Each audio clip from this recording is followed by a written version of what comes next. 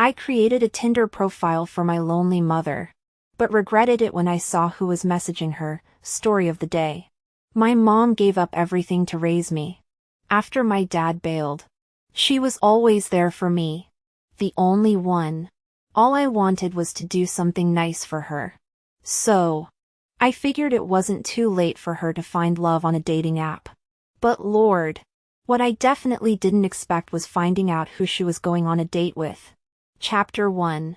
My name is Lucy, and I'm 23 years old. Like I usually do on weekends, I went to visit my mother, Phoebe, one weekend. I am her only daughter, and she has no one else.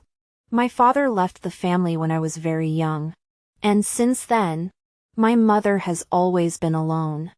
I was her main priority, and with all the care she gave me, she never had time for her personal life. My mother is 56. And finding a partner at her age is not easy. But I stayed optimistic about helping her. We were at her house, and I was standing there with my phone, taking pictures of her and showing her how to pose. The afternoon sun streamed through the window, casting a warm glow in the living room. The room was cozy, filled with family photos and mementos of my childhood. Mom, stand by the window, I instructed, trying to capture the best light. No, not like that. More gracefully. Like a cat. A cat? Lucy. At my age? Mom replied shyly, her cheeks turning a light shade of pink. It's never too late to feel like a woman. Listen to what I say. And don't look at the camera. Pretend you're gazing mysteriously out the window. Phoebe hesitated but complied, standing by the window with a slight tilt to her head, looking out with a soft, pensive expression. Oh, hold still. Got it, I exclaimed, snapping the picture. I showed it to her with a big smile. See? You look amazing. Mom. She looked at the photo, and a small smile crept onto her face.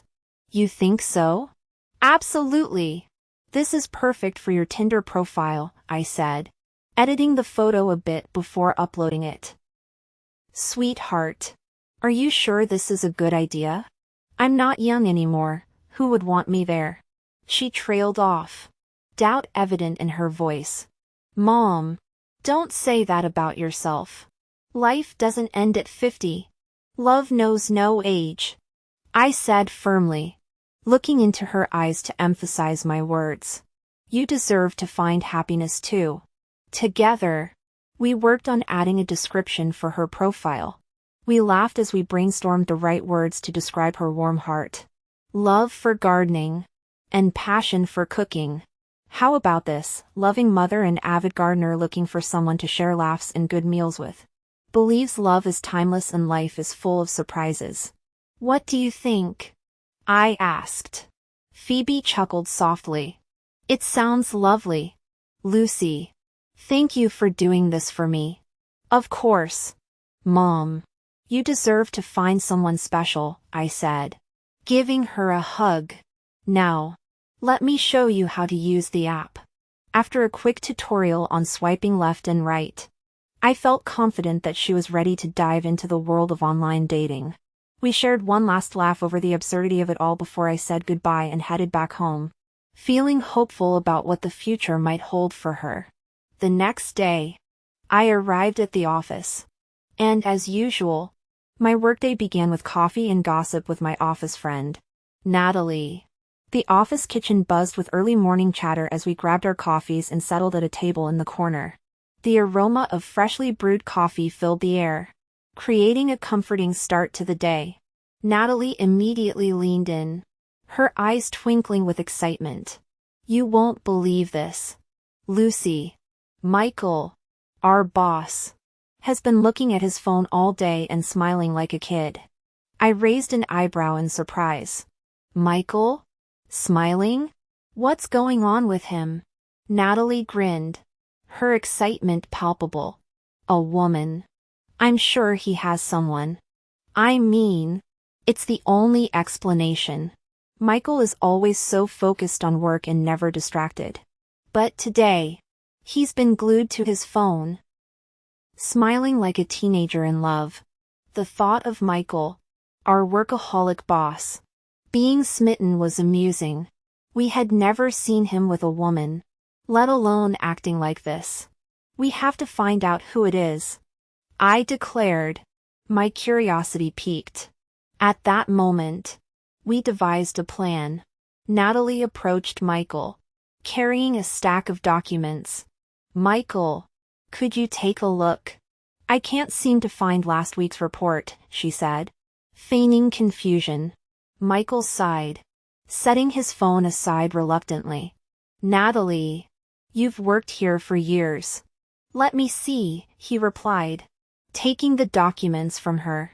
While Michael was distracted by Natalie, I quietly took his phone from the desk. My heart raced as I opened it, not knowing what to expect. But I wasn't prepared for what I saw. It was my mother. He was messaging my mom. Their conversation had been going on since last night. My mind raced as I scrolled through the messages. They had already arranged a date for that evening. Mom had invited him to dinner at her place. Panic set in. No. This can't be. Not this, I thought frantically. How could this be real? Why him?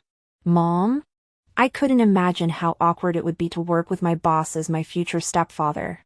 No. I couldn't let it happen. I had to stop it. When Natalie and I reconvened, she immediately began asking, "So, who is it? Do you know her?" I forced a smile and lied. "Oh, just some girl. Nothing special." Inside, I was panicking. I needed to come up with a plan to prevent Michael from going on that date. If he went, it would ruin everything. My mind raced with possible solutions. The workday was coming to an end, and I saw Michael hurrying to finish his work. It was so unusual because Michael was always the last to leave. But I knew where he was rushing to, and it was crucial to ensure he didn't make it. Seeing Michael packing up, I approached him with my laptop. "Michael, do you have a minute?" I asked, trying to sound casual despite my racing heart. "I'm in a bit of a hurry." "But sure. What do you need?" he replied, glancing at the clock. "I can't get this report right. Could you please check if everything is correct?" I handed him my laptop, hoping he wouldn't notice the deliberate errors I had planted. Michael sighed and took the laptop from me. "All right. Let's see what you've got," he said, opening the file and starting to review the report. As he went through the report, pointing out mistakes and explaining corrections, I couldn't help but notice his project on his computer screen. It was a project he had been diligently working on all day to complete before his date. My heart pounded as I realized he would finish in no time. "Lucy, I didn't expect these kinds of mistakes from you. You usually do great work." "What's going on?" he asked, looking up at me with concern. "Sorry. I'm not feeling well," I mumbled, trying to hide my anxiety. Michael finished reviewing the report much faster than I had anticipated. "It's done.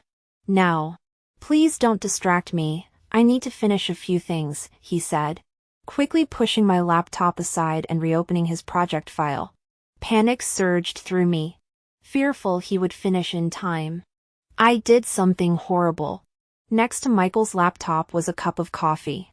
I knocked it over, pretending it was an accident, and it spilled all over his laptop. "No! Lucy! What have you done?" Michael shouted, grabbing the laptop and trying to save it. But it was too late. The laptop wouldn't start.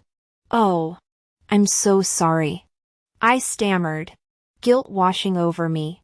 Michael looked at the laptop in disappointment, then checked the time on his phone and sighed sadly.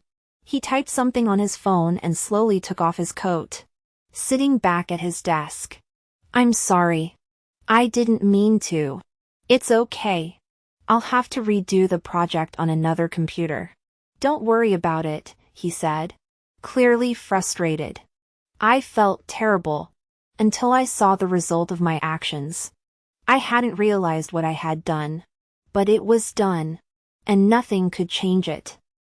Mom probably wouldn't be too upset, she would find a better match. That's what I told myself to feel better. Returning to my desk, I felt even worse. I was a terrible daughter, colleague, and person. I called my mom and heard her quiet, sad voice. Maybe this isn't for me. Sweetheart. I think I'll stop using the app, it's too hard for me, she said softly.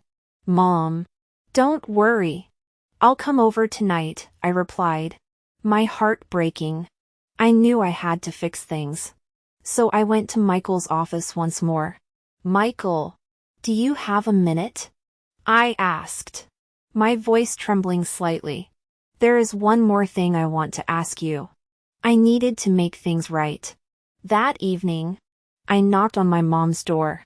My heart raced as I waited, knowing I had to come clean. The door opened, and there stood my mother, looking shocked as she saw me standing with Michael. Lucy? What are you doing here? She asked, her voice filled with surprise. Michael looked equally bewildered. Why did you bring me here? Lucy? He asked. He had been kind enough to give me a ride after work, not knowing I had a bigger plan in mind. I took a deep breath, trying to steady my nerves. Mom. Michael. I need to confess something. I tried to sabotage your date, I blurted out, feeling a mix of guilt and relief. Phoebe's eyes widened in confusion. What are you talking about? Sweetheart? Michael frowned, looking between me and my mom. Lucy. What do you mean? I felt the weight of my actions pressing down on me. Phoebe is my mom. When I found out you were going on a date, I panicked and only thought about myself. I worried about how it would affect me and focused only on my feelings. In my selfishness, I forgot how this would impact you, I admitted, my voice trembling. Phoebe's expression softened as she stepped closer. Lucy, why would you do that? You know I haven't dated in so long. I know, Mom. And that's why I feel so terrible, I said, my eyes filling with tears. I was scared and selfish. I didn't think about how happy this could make you. I was only thinking about myself and how awkward it would be to have my boss as my stepfather. Michael looked thoughtful, his initial shock giving way to understanding. Lucy, I had no idea Phoebe was your mother, but I appreciate your honesty. It takes courage to admit you were wrong. I nodded, wiping away a tear. I'm really sorry. Now, I realize that you two might be perfect for each other. Maybe fate brought you together because you've both had such a hard time finding someone. Phoebe smiled gently. Sweetheart, I understand why you felt that way. But you need to know that my happiness means the world to me. And if Michael can bring that happiness, then we should give it a chance. Michael nodded in agreement. Lucy, your mom is a wonderful woman. I would be honored to get to know her better. I felt a sense of relief wash over me. Now that you know the truth, I just want to say one thing. No matter what happens, if you're happy, then I'm happier. I hope I can fix my mistake. Phoebe gave me a warm hug. You already have. Sweetheart. Thank you for being honest. She then turned to Michael and invited him inside. Come on in, Michael. Let's have that dinner. Michael smiled and stepped inside. Thank you, Phoebe. My mom looked at me and extended the invitation. Would you like to join us, Lucy? I shook my head with a smile. No, Mom. This evening should be yours. Enjoy it. As the door closed behind them, I felt a surge of joy. I got into my car and drove home, feeling lighter and happier. After all, I was right, love knows no age. Tell us what you think about this story, and share it with your friends. It might inspire them and brighten their day.